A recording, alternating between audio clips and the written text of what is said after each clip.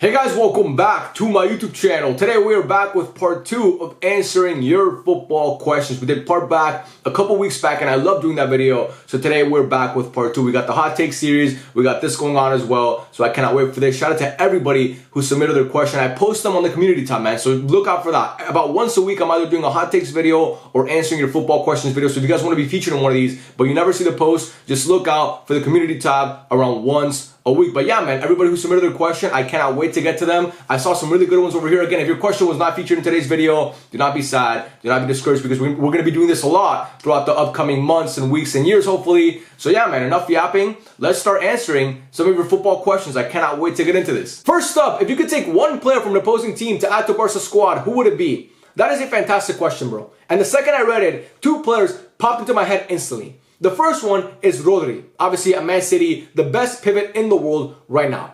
And Barca, as we've seen this year, this year's the prime example. Barca desperately need a pivot. Busquets left, and we didn't bring anybody in to replace him. Actually, we brought in Romeo, who's just simply not a Barcelona player. And Christensen, over the past couple months, has been playing that position, but Christensen, in possession, he's just not good enough. He looks like a fish out of water way too many times in the build-up. Defensively, he's decent, but he's just not a pivot. Because, again, he's a center back. And Gundogan, Frankie de Jong, and Pedri, you cannot play them as pivots because they're not pivots, and you're basically neutering them by playing them out of position. So Rodri is the answer, bro. He's one of the best pivots I've ever seen. He reminds me of Busquets because they're both tall and Spanish. That's about it. And they're both really good in possession. But going forward, Rodri is miles better than Busquets. In the final third, he can impact the game in so many different ways. He basically handles the first phase of build-up for City. I mean, he's doing everything for them. And then also in the final third, I mean, this guy has scored important goals. Obviously scored the goal against Bayern Munich in the UCL quarterfinals. Scored the goal against Inter in Istanbul to bring Man City their first UCL ever. I mean, Rodri is that good, bro.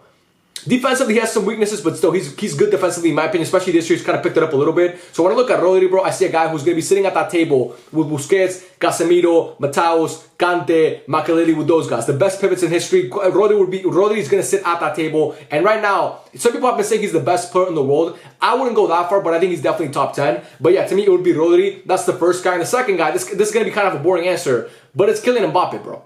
Kylian Mbappe is simply the best player in the world right now. Any team would want to have Kylian Mbappe on their roster. He raises the ceiling for every single team in the world. You add Kylian Mbappe to your team, I don't care if you're Spurs, you're a Premier League contender right away. And he can play anywhere across the front three. He can play left wing, he can play right wing, he can play striker. And you can have so many deficiencies on your team, but if you have Kylian Mbappe at the peak of his powers, which he is right now, you can make up for so much of that. I mean, PSG right now have so many weaknesses on that team, and they've had that for the past couple years, but they make up for having number 7, who, like I said, is the best player in the world. So again, boring answer, Rodri, the best pivot in the world right now, and arguably the best midfielder in football, and also Mbappe, the best player in the world right now. Call me boring, but I think those two guys, I mean, either or you add them to Barca, and we're instantly UCL contenders. If not, obviously not. I think we're instantly UCL winners if you add those two guys. The next one we have here is, who do you think has had a bigger role in Barca's change in form? Lamine Yamal or Pau Cubarsí? That is a great question, bro. And both of these guys have revolutionized Barca this year, and they're the two bright spots for the team this year, in my opinion. Lamine Yamal and Pau Cubarsí, I mean, both coming over from La Masia. I mean, Lamine Yamal obviously got a start last year, but this year's when he really became like integrated into the first team. And to me, it would be Pau Cubarsí though, because Lamine Yamal, he was playing for us in obviously December and January and early February when the results were terrible. Pau Cubarsí came into this team in like mid-January, and yes, there were some bad results after that, obviously losing the Copa del Rey, losing to Villarreal. But since he's come in, that defense has been a lot better, bro. Like, take away the 5 and the 4 goals we conceded against Villarreal and Atletico Bilbao. After that, post early February, our defense has been amazing. And a large part, I think the biggest piece of the pie is the fact that Pau Cubarsí has been a starter for our team. And that back line of Cancelo, Koundé, Cubarsí, and Araujo has been fantastic, bro. Obviously, it helps that Ter Stegen came back as well, but Cubarsí has been fantastic, bro. He's been so good. I've never seen a 17-year-old come into a team and have that much impact in the back line. Like, we look like a totally different defense when he's on the pitch. Like, before, we looked terrible. And now, I mean, it's hard to get through Barca's backline because of Pau Cubarsí, because how good he's been. And he just helps that whole back line so much. So for me, again, Lamine Yamal has been fantastic this year. And he's changed our team, obviously, because every time he comes off the bench or he starts, he makes something happen. I mean, he's Lamine Yamal. We know how good he is already, only at 16 years old. But Pau Cubarsí, in terms of like team form and change, as soon as he came in, the team form changed instantly, and especially that back line. So for me, again, both of these kids are generational young studs. But if I had to pick one that made the biggest change for Barca this year when they started playing, it would be Pau Cubarsí. Next up, what should happen to Man City if they're found guilty of the 115 charges? Oh man, if Man City are really found guilty of breaking 115 different FFP laws, they should be sent down to the 6th division of English football immediately and be stripped of all their titles. all the titles that they won in that 6-year period that they were alleging, obviously they broke all those rules, they should be vacated. And by the way, before you call me a hypocrite and say, oh, Barca fan, they're great at this, they're great at that, bribery. If Barca are found guilty of bribery and paying the refs in Spain for that long, they should be sent down to the 5th division of Spanish football and be stripped of all their titles as well. That is unacceptable, bro. 115 charges is insane. But I'll tell you guys this, all you Man City haters who are waiting for Man City to like obviously collapse after they're found guilty of 115 FFP charges, do not hold your breath. Because it's not going to happen anytime soon, if ever.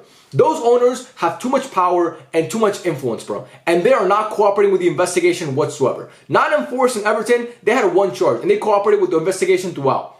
These guys are not doing the same thing. They're making it as difficult as possible for the Premier League, and it's going to take a long time. 5, 10, maybe even 15 years until we get an actual verdict on Man City and their punishment, if they get a punishment. If they do get a punishment, I'll tell you guys this, it's going to be a slap on the wrist. They're going to get banned for like one transfer window, and that's about it. So again, if they're found guilty, my punishment, if I was like the commissioner of the Premier League or like whatever, is that what it's called? Yeah, the commissioner or the president of the Premier League, I would send them out to the 6th division of English football and strip them of all their titles. But again, that's just not what's going to happen because Man City are too much of a cash cow in the Premier League for them to be sent down to the 6th division. And honestly, it would put a stain on the league as a whole. If the most dominant team post Alex Ferguson had this many like controversial things happen with them, like these many charges, and they're found guilty of it, it would put a stain on the league for like too much. So in my opinion, it's never going to happen. But again, if it does, that would be my punishment for them. Next up, do you think the next generation of Barca players can be better than Real Madrid with Mbappe, Bellingham, Vini, etc.? That is a fantastic question, bro.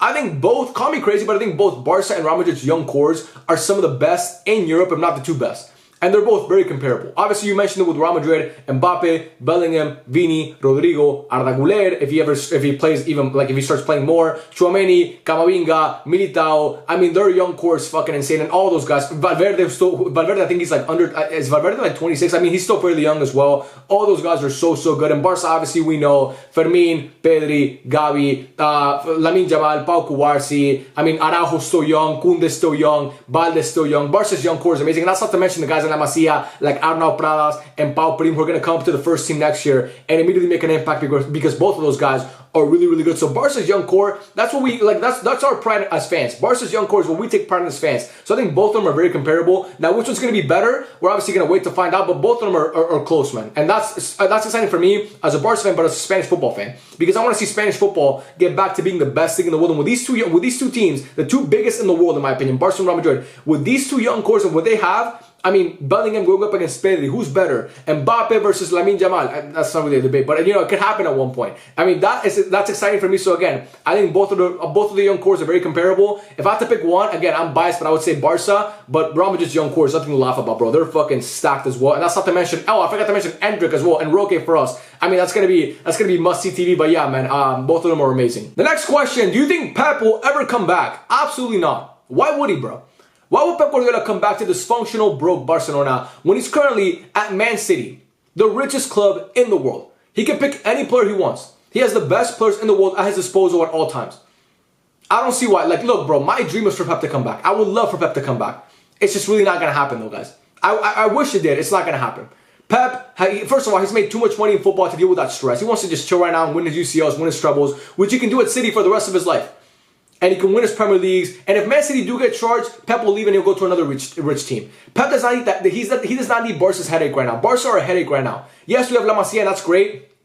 But our financial situation is fucked. And imagine like Pep Guardiola, Pep Guardiola wants the best player in the world at every position. And Barca simply can't offer that right now because of our, obviously, like I'm going to say one more time, our financial situation. So yes, it would be nice for Pep to come back, but I don't see that happening anytime soon. I mean, yeah, I just don't see it happening. The next question we have here is, what season was Neymar's peak as a player? I think Neymar's peak as a player was probably the 17-18 season, his first season at PSG. Because individually, we saw a guy who was competing with Messi and Ronaldo in terms of like, how good is this guy? You know, when I watched Messi, like my reaction when I watched Messi and Ronaldo play in their prime was, how good are these guys? Like, what the fuck am I watching? They look like all these guys on the pitch are professionals. They look a step above everybody else, maybe 2 steps above. And when I watched Neymar in 17-18, that's what I saw. I saw a guy who went to PSG and took over. And just, yes, he did not win the UCL, but his performances in Ligue 1 were insane. But even in the UCL, I mean, this guy was on a fucking tear, bro. Obviously, you could also argue 15-16, the season after the treble, when obviously Messi was injured for parts of that season, and he played fantastic. I mean, he was so good. The 14-15 season, the season before the treble winning year, where he won the UCL, scored in the UCL quarterfinals, scored in the UCL semifinals, scored in the UCL obviously final in Berlin. Had 10 goals in the UCL, tied for most goals in the campaign with Ronaldo and Messi, obviously the two UCL GOATs. So in terms of production, I think it would either be 14-15 or 15-16 because he was unplayable those 2 years. But like the eye test, how good he was, like his football maturity and just how just he was amazing, bro. It'd be 17-18 for me because 17-18, like I said, he was on another level. His playmaking was elite. His his finishing was elite. His composure, everything about Neymar was so good in that one season. So for me, if I had to pick one season for Neymar as a player, just watching him play the eye test, again, no production, and his production was still pretty good in that season as well. But if I had to pick one, it'd be 17-18, his first season at PSG, because like I said, he was in another world that season. The next question we have here is, which goal made you the happiest after it was scored? This goal brings back good memories and bad memories.